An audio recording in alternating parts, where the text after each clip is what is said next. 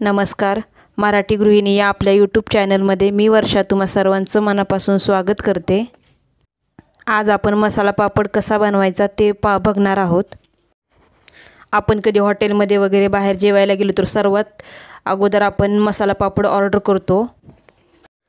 चला तर मग चटपटीत असा मसाला पापड कसा बनवायचा ते आपण बघूया.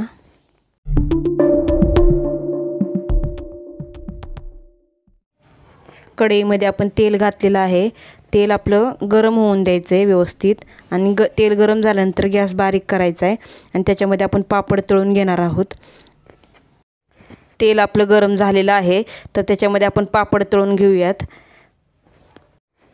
पापड आपल्याला अशा पद्धतीने तळायचा आहे की त्याचा आकार हा गोल आणि सपाटच राहिला पाहिजे. सगळ्या बाजूने एकसारखा असा तळून घ्यायचा आहे. असा एक सतत पलटी करत राहायचं.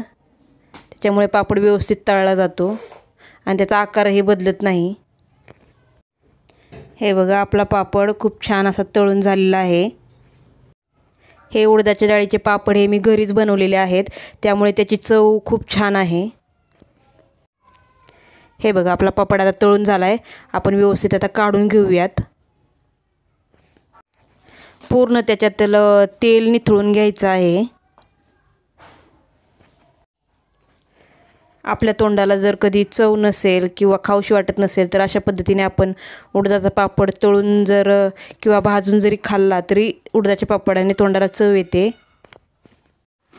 उडदाचा पापड हा एक तोंडी लावण्याचा पदार्थ आहे. कुठल्याही जेवणाबरोबर आपण जर उडदाचा पापड घेतला तर ते ताट पूर्ण झाल्यासारखं वाटतं.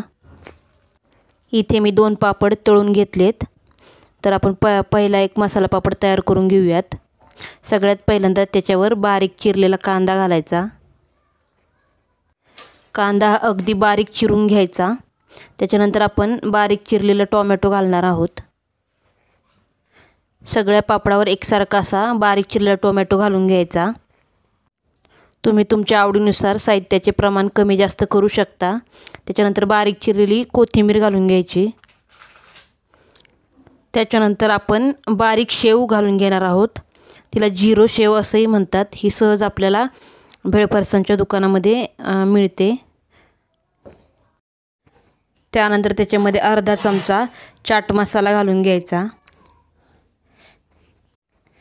चाट मसाला हा चवीला खूप चटपटीत असा असतो, त्याच्यामुळे मसाला पापडाला खूप छान चव येते. त्यानंतर अगदी चिमूटभर अशी मिरची पावडर आपण त्याच्यामध्ये घालणार आहोत चवीसाठी. इथे एक छोटी लिंबाची फोड घेतलेली आहे, तर त्याच्यावर लिंबू पिळून घ्यायचं. तर आता आपला मसाला पापड तयार झालेला आहे. आजची रेसिपी तुम्हाला कशी वाटली कमेंट करून नक्की सांगा आणि आपल्या मराठी गृहिणी या चॅनलला लाईक करा, शेअर करा आणि सबस्क्राईब करा. भेटूया पुढच्या व्हिडिओमध्ये नवीन रेसिपीसह. थँक्यू.